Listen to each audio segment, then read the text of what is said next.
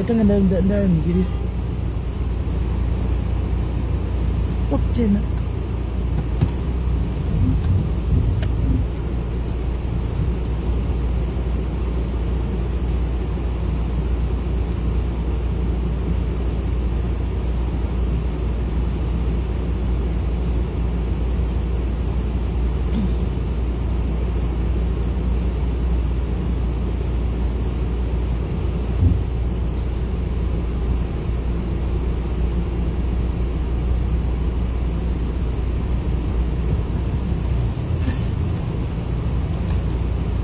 Fambai. Fambisai mota yenyu. Akavamira paro. Baba Shakira, fambisai mota yenyu munopaka uku. Fambisai nda kuningira baba.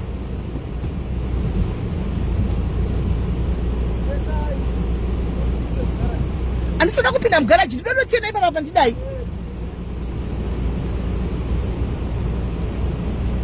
Chindai uku imimi. Kune mahamba akawanda uku. Uzuri mahamba.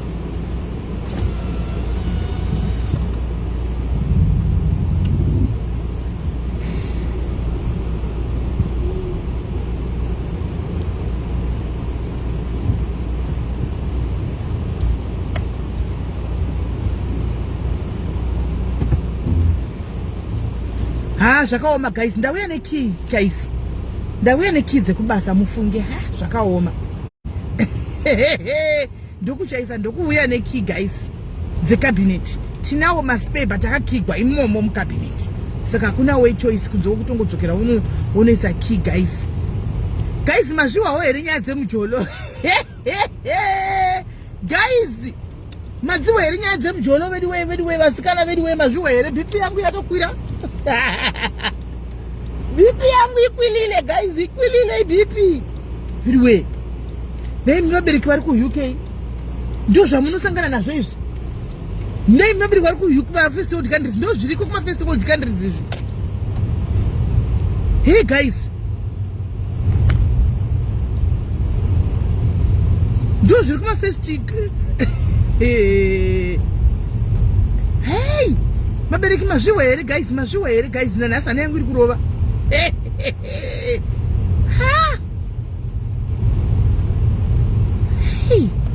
Vedu vana vagotitangirirawo kuma 11 here vasikana. 11 years, 12 years vasikana. Chii chinobuda ipapo? Chii chingabuda guys? Hey. Newezu ngandimbokuedha. Haiwa. Chii chingabuda guys? Kutangirigwa pa 11, 12 years.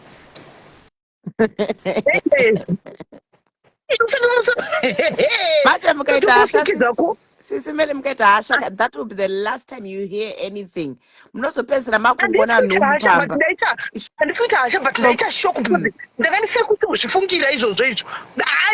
was the last thing I meant. But we're not too cool. But okay, what's your understanding of a crush? I think Bopa tofuna tangira pap. Kungo wakufarira kamukomana kungo wakufarira zvokuti munhu unenge une crush laeze akakuti naiwe mhoro unotomuti mhoro akati naiwe ndokudawo zvaataura izvozvo wototione ndotokudawo ndo crush yacho ka. So what's wrong with that? Handisi zvinozosvika pakudodana naye.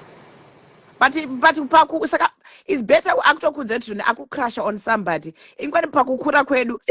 Imimi maitombo-crusha pana Oliver Mtukudzi, pana Thomas Mafomu kana ezi. Aiwa kana ezi. Shikura isi ndatini ndetadzana tetadza kukomana mabhurugwa izvo idzi. Tasingaboni zvamakira tetadza kukomana bhurugwa utoti iwe ndakapfeka bhurugwa reblack nasi ndakapfeka repink. Kuchikoro zvavo zvisina kana basa. But at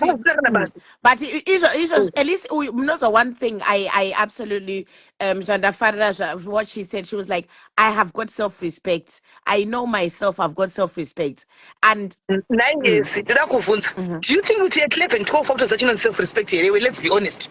Do you think ichiro 11 tova kutoziva chinonzi self respect vanava havazivi kungotaura yes but let's be honest even pachenda kusecondary school vanenge vakutamba truth or dare okiswa pamangoti mwa owanda makoti paipa tinenge chingorowana timagaro tichiwanda tichiita sei. So it's better kuti zvoni ari kuuya achikuudzai than and she's already said I've got strict parents. kuve strict izvozvo nemimoto zviziva here. Now being a strict parent is Secret irrelevant. iyoyo haisi secret handitodi haisi secret iyoyo haisi secret handitodi. And this takamaita kuprimary school, you see Mnesa has always had a crush and it's part of it, you know. Spin the bottle, you do so much things, but the problem is patinokuudzai manje, you tell us mutudze takukuudzai makuti question manje every day munenge mapfetuvataurira tokuti handisi kuda kupindura conversation yenyu mangwana. I'm just waiting ndangogara kucomment section. I just want to hear what you guys are going to talk about. And very open vanava, they're very much open open. So what I'm just gonna do inika I'm gonna speak to their parents because tatitotaura hedu vanhu bhozvo kutodaro handitika saka nditaura navo mangwana handitika obviously vana vadiki you can't aid them handitika probably you can just kana vachipinda uchitaura navo makamera anenge akaflipwa handiona motaura navo makaflipa makamera zvandandakaita izvozvo handiona chimbonyatsonzwa because I'm just ndida kunzwa kuti mumutaura tichi ndidangonzwa naichoshayamubvunze ndobvunza kuti kudii naichoshaya kuti ndobvunza kuti chichiipo paya and very free kwavari ka free spirit hazvinara basa kwavari hazvinara basa murekanorohwa nehanhu akafamidi way kuti abp chaiyo. But it's better kuti akutoita free spirit, you know, that free spirit akutotaura, it's better that you know than you don't know, because the last thing you want to hear is kuti mongona kadumbu kakura, because zvicheka kudaro wangu munofenda Facebook esetikagore madhodha usataure izvozvo zvidumbu usataura zvedumbu ndakaona mupikicha yemwana anga ane chidumbu ane chikovezva pamusuno I'm so glad that they're free to talk. ndikunamata zvakasimba nekutla vedu we ndikunamata zvakasimba mazana nekutla mweya yemuuk yatakuona mweya yemuuk futi munozoti and what, you can't do nothing to me, I can do what I want, it's my rights. Munonyara kuti free, so it's better kuti zvoni they are free, they're able to talk to you on every step. Zangu handireki inouya hayo social service yacho inouya hayo social service aiwa hazvokuudzwa izvo hazviti inouya hayo ndarova munhu tozitangira ipapo ndingaita fear of the unknown inouya social service yacho totangira ipapo kundiudza kuti kudii ndototi kwai ndinosekerera inouya hayo inouya inouya social service totangira ipapo kana haiwa uda kuti zvite kuti kunge munhu kubritish munhu zuro uno akapinda zuro uno nyumba kuafrica iwa zviti okay maintain hunhu Sister Mele, I want to ask you a question. What, because I could hear kuti zvoni like you were in shock, what really shocked you panyaya idzi pazataura chii chanyatso kushokeka naye chedu chamudanyazoziva zera age 11 here ndiyo handishoka 11 kunzi ane boyfriend like ari kudata, she's dating my brother. Ndio pandibvundutsa noti ndaona apa mwana mudiki ndikona mana ka handiona you know that chikoro izvi kuno kuona ngoenda gore rimwe chete vana vegore rimwe chete handiona saka zvandibvundutsa kuti what handiona is either ane 11 kana ane 12 ndopanisa kuti older you akati 11 ndikutotena 12 muna June. So boyfriend noidi what's your understanding about a boyfriend unoite unotaura naye chii ndida kunyatsonzwisisa kuti vanongotaura nezvei kana neboyfriend age ndiyo yandishoka uya we14 andawenya kuvhunduka ndiona pa14 ndawenya kuvhunduka because ndopavanotanga kumera zvimazamu zvamera manje vanotanga kudi pa11 here kana zamu hana pachifuva isi but mpopa maybe anenge achisi uya anoya nemasweets opa munhu wake sweet yake and everything. I think because automatically ukangonzwa boyfriend because we've got the adult mentality unenge wakutofunga vachanenge vachikisana vachinoita chichi vachitoita sei bedroom kwaituti vana iyakana vedi wekunga mwana wakwachi iyakana hazviti but anyway tichari kutodzidzawo ndokutoto tichangotojaira kozvinotombodii takutongojaira kuzvinotoita naishakira saka yokaita boyfriend are you going to tell me Why? No, Shakira, don't say anything. We'll talk about this tomorrow. Don't answer. We'll talk about it tomorrow. Pasina, because ndinogara ndavaminduro but Shakira is now 18 anyway. Ndinganyuvhunduka kati ndane mukomana can I ndingavhunduki ndogona ngobatikana but handingavhunduki. Okay, so ndida kungozatisa mukomana ndida kutoudziwa everyday chovhunza everyday saka mukomana chana ati kudii nhasi ati chima kwandobvunza zve ati akumbira kupata dzamu andotobvunza. Okay, sisimeli andemati hamuvhundike that much. But Shakira Kawewa chiti, can I go and sleep over at my boyfriend's house because you said I'm over 18 now?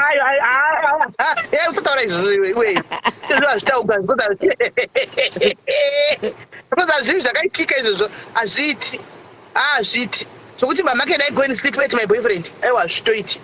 Okay, my boyfriend is coming for the day to spend the day kunoko. Would you allow it? Kumba kwenyu. Anouya vakagara pashi paloni anouya pane nchivaona vagere pashi unouya kana kubasa mukanzura makatarisa nemaziso enyesi. Ndinokwanzira shift mfiriwe ndakagara mukiti ndidongorera. Ndinokwanzira kuona inisiki kuti ndiyazogara pamba ndototorawo yangu chiya ndakagara mumuyu mukiti ndichiona kuti pashi apa pari kufamba sei.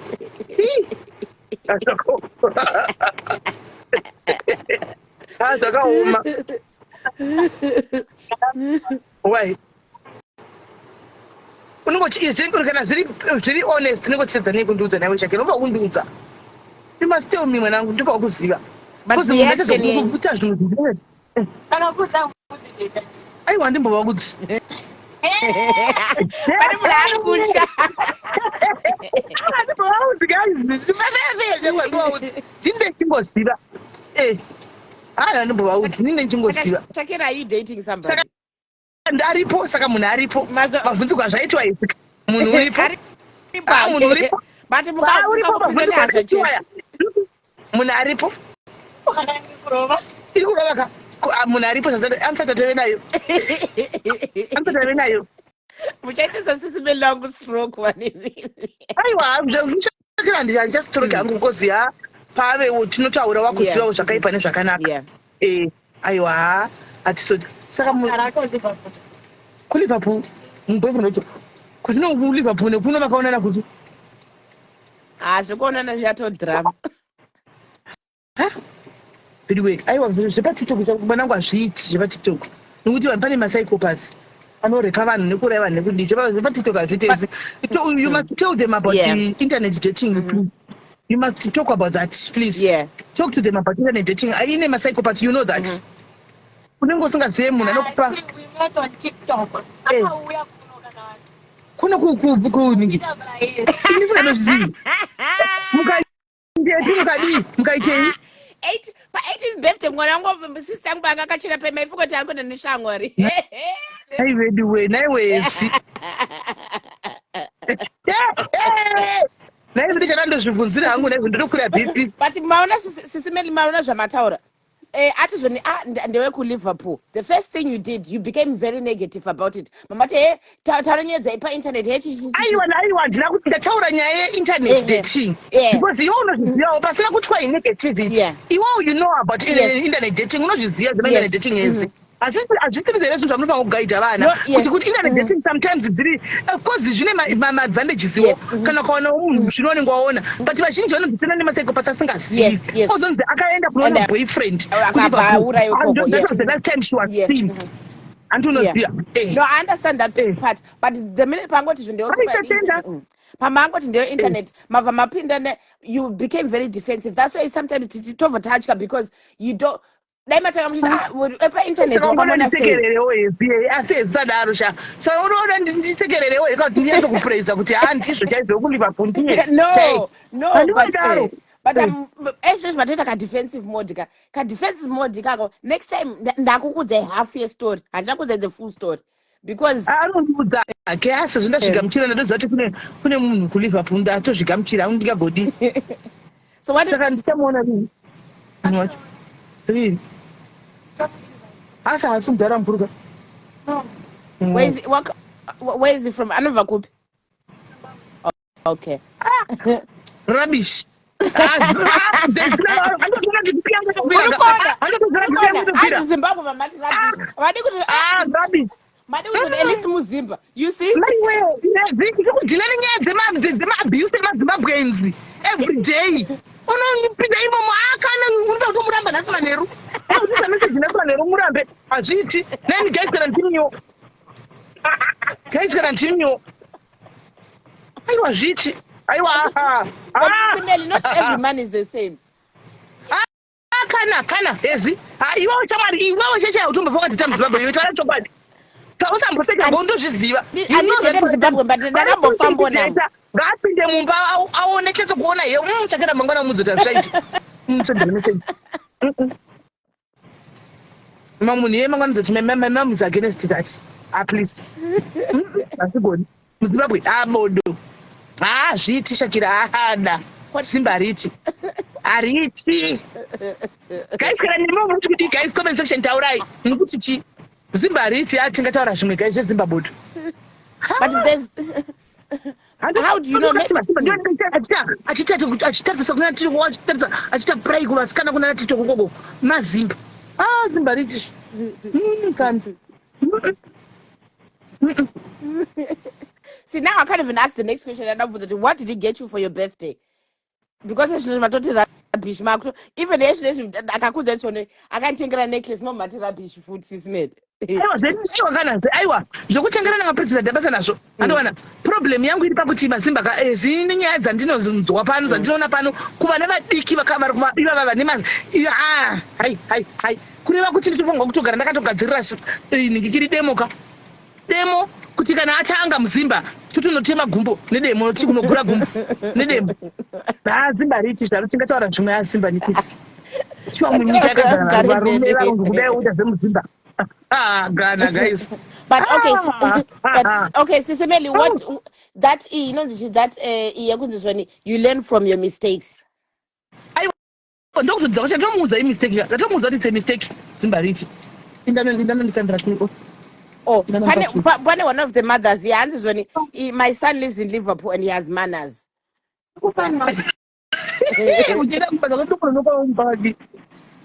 my sister, your son lives in Liverpool. It's okay, my sister. Even if it's good manners, it's okay.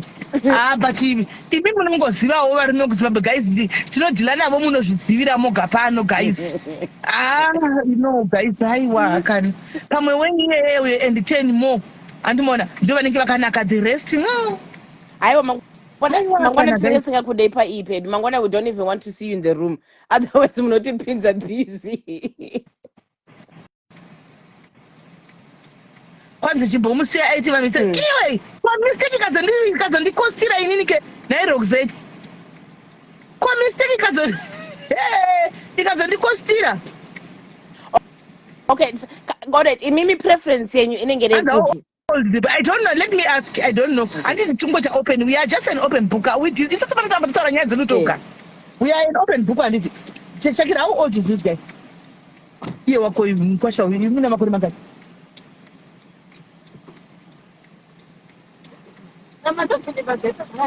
Sakai de mai asawa kutevera nema. That's how believe because no good that. I have a boyfriend or two. You don't have. Aish.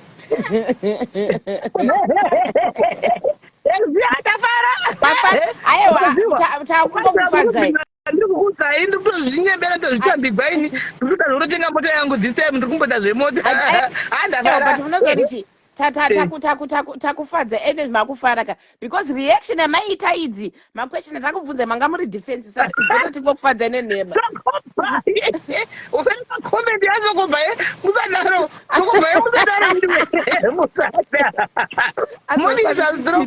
good man for dede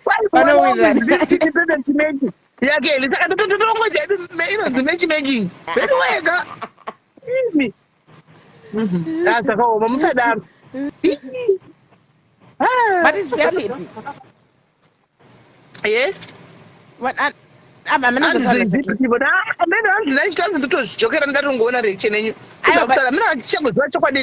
You see? But there's no way achakuzoti chokwadi now. I don't do that. Maybe anozokudza outside of the Ah, yeah. Sure, which one is the truth now? Ariko. There's someone I like. Oh, there's someone you like, Yes. but you're not dating. Iyo kulipa pote. Yes. Mzimba.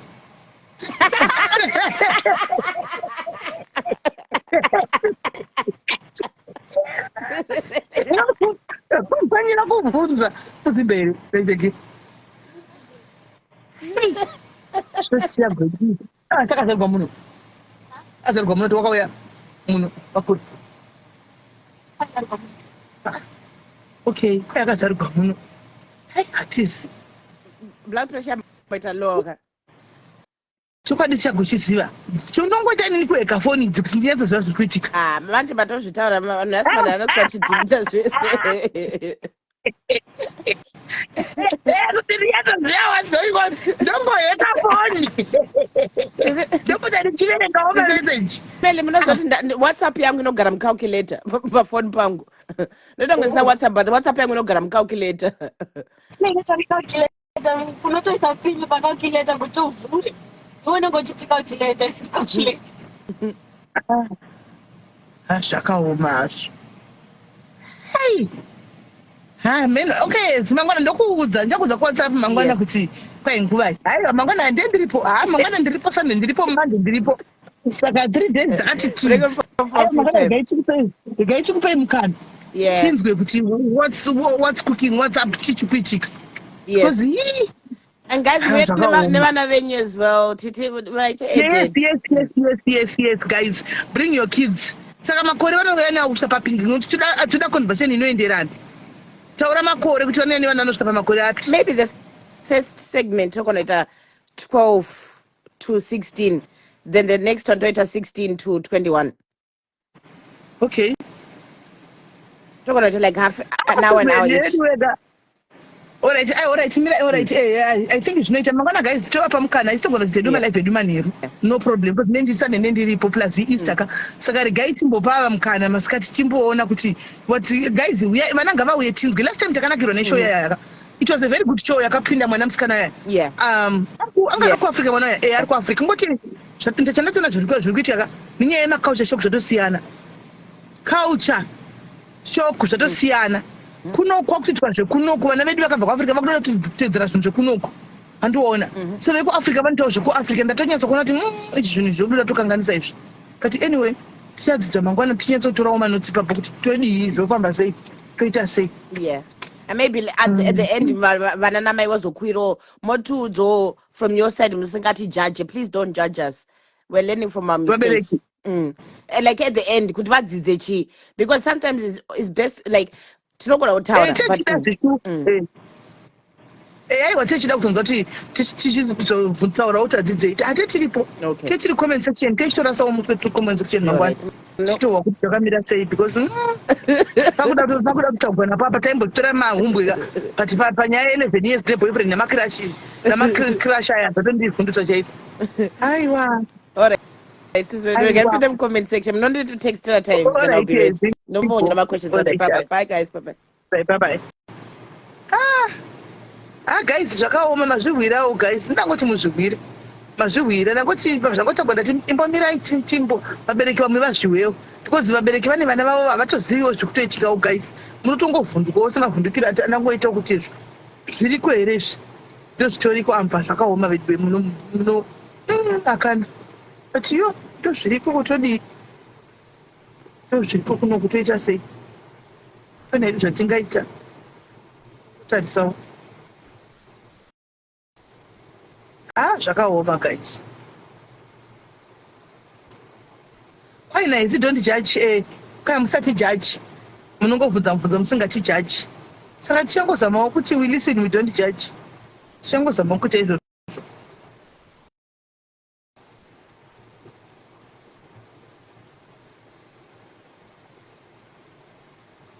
Uyai naye maipaida hanti vanenge vari pafoni havativaoni kama zvatidi vana hationi mafesi avo vanongoda zvokufona. Last time yakanakidza zvokuti tu pane mukomana akatouya ane girlfriend yake venimboita musikana akawaisvara kuti aizve boyfriend ndezvekushaya. It was very educative and very interesting. Isusu vabereki takatoenjoyawo tiri kucomment section vachikweshana vega vachibvunzana mubvunzo vega kuti iwe boyfriend unoidii iwe zvakanakidza zvainakidza iwe girlfriend ukuidii mukomana chaura kuti haya iwe ini girlfriend zvainakidza takatodzidzawo zvakawanda ipapo musikana achitaura mafacts ekuti unoita girlfriend achidza mukomana unoita girlfriend iwewe kana ukamumitisa unomupei zvainakidza but aitaura chokwadi iwe uyai nevana venyu mangwana timbonzwa kuvana. That's how we learn kuti ma-2000 chichiri kuitika guys, tinzwe kuti kuvana muworld yavo what is going on. Otherwise if we don't get into their world ka tinotongorasika tisingatombozivi kuti what is going on.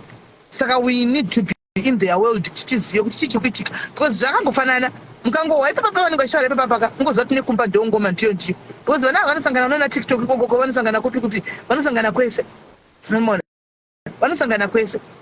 Saka zvinhu stera yavo imwe chete vanhu ivava, imwe chete stera yavo vanhu ivava, udongoteerera wodzidza woonawo kuti zviri kufamba sei. Midway kuona ati 18 ka kana ati 8 unoti mwari wangu unofema. Indakafema guys panachakera ndakati ndakafema tora shu ndakafema kudai kuti mwari maitei tochimbotanga manje maybe kuda zviwisdom nokuvhurika kwenjerewo kwakuchitangawo kuziva kuti zvakaipa izvi hatidai izvi zvakanaka izvi because hapana kumira musha. Hakuna kuti 18 unofema guys because zvakira kwangoona kwangoti 21 godi chete 21 kete usina kana kuti mitisiwana kudi mwanangu. Motor of your choice. How of your choice? For sure. Of your choice. 21. 21. My choice. Of your choice. 21. Tobira jejimari totenga moto. Of your choice.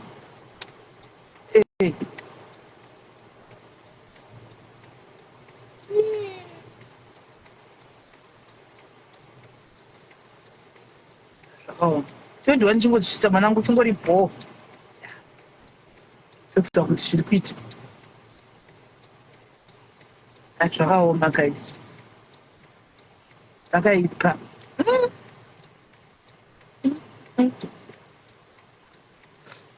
Anyway guys, maswera seiko guys.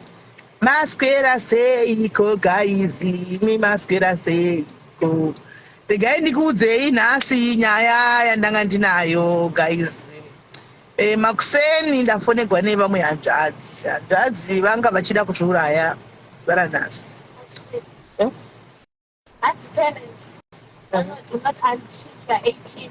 Me turning 18. Parents not until you're 21. Me turning 21. Parents not while you're living under my roof. No, 21 I don't do it. But 21 it's a promise. It's a promise. But 21 it's a promise. I promise you. I promise you. Saka Buddha vandifonera ndichakuplayera maaudio savo mangwana. Saka Buddha vandifonera vachida kuzviuraya, mastatus vangu vachita kumwaya ekuda kufa vachidini, mubva paita one of our own diaries.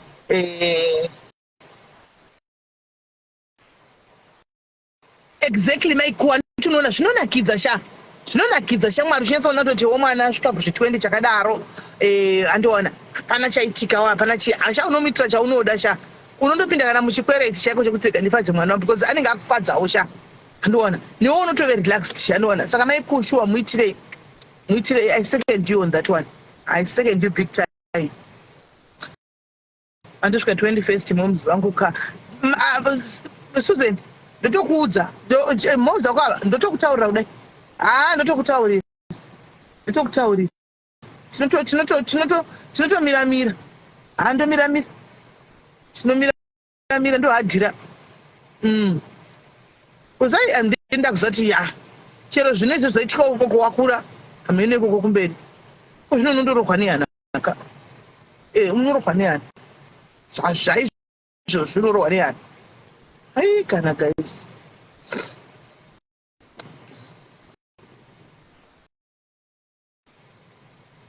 Saka Buddha vandifonera kudaro vachichema guys. Ina handiziviwo hangu vakadziwo chitongoti nyaya yacho ndikai ndikuyanza kuti tiggoita zvemaaudio mangwana mukudzadziwa. Nyaya idzi dzinonetsa because inenge iri one sided ka nyaya yachona. anomaona inenge iri one sided kuti kune musikana mukadzi wavo here vakambinge varambana naye akanga aenda akadzoka zvekuti vakanyengeredzwa nehama nevanhu kuti mudzosei adzoke mune mwana muse muchengete mwana pamwe chete and stuff like that vanga vatoita move on noupenyu hwavo vatove nemunhu ndobva munhu yaya azviona kuti azvibata mufoni kuti vatengera mukadzi tiketi sekuti adzoke ndobva munhu yaatakura mabhegi ake ndobva aenda ndobva aramwa saka munhu yaakukwira kwakaita musikana yachiuya akabva aningirira haana kuzosvikira kwavari akanosvikira vene kwakasvikira ndobva vaita madhezi achimutsvaga kuti koyoyi ndati ndinoda kuzokutora hausi kubatika uri pai havachamuoni apa vamukwidza bhazi vabhadhara mari yebhodha jumping hana kana pasipoti auya musikana uya tanga kutaura ngano mai mwana hamene kwaari uko zvikanzi ndinetorine stress ndoda kuzviuraya ndikati muda kuzviurayira murume saka mukadzi muda kufarini hanzvadzi mukurumidze kufa muda kuzviurayira munhu muda kufarini chikurumidze kuudza ichi kuti mukamwa munokurumidza kufa zvikanzi ekano kuti handiri kuda zvokufa mukada kufira munhu ari kusvikira nyika rutivi iwe wagona kutawo nyika yacho rutivi nai kada kufira munhu handimiwo guys saka so taichema nemukadzi ari kuti ndiri kushungurudzwa nhasi tanga tichichema nemurume ari kuti ndiri kushungurudzwa kwai ndakamboro mukadzi yakambondirovesa namatsotsi vanoitara kwavo vava nemazivanga emukadzi avakamborovetwa nezvikopa zvemukadzi varovesiwa saka guys amen tichakupulenai mangwana muzvinzwire zvinhu muzvinzwire muka tichavadana hangu mangwana zvondibvonzo toona kuti vanouya vasingaisi mauyu vasingaindicate asi achida kutenda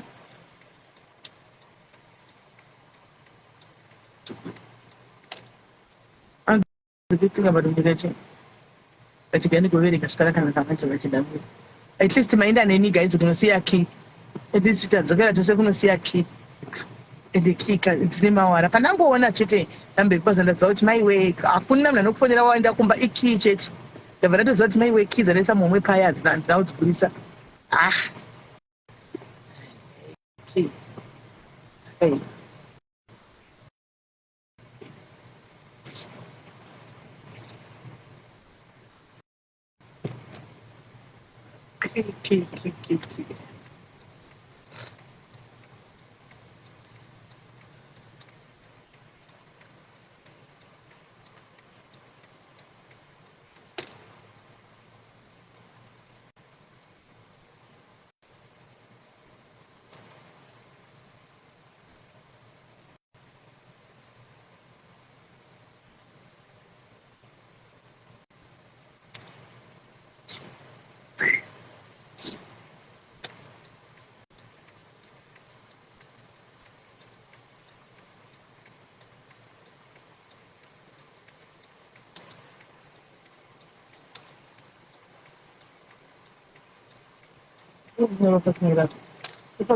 Pakatovhara gate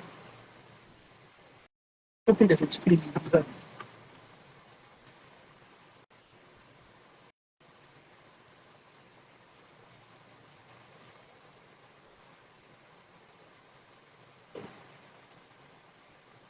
right. And the good thing munyika ino is family clinics anorayira vana in confidentiality and keep them zvokushandisa if they can't keep away from the Justina zvongofundisa izvozvo zvinongofundisa but anyway ndo zvinenge zviripo anzi kinoisa sitosikana ndatoenda nayo ndatoona ndatotambisa ndototsika mafuta kuenda kuno kudzoka. Thank you guys. Tobatsana mangwana ndika. Tobatsana mangwana.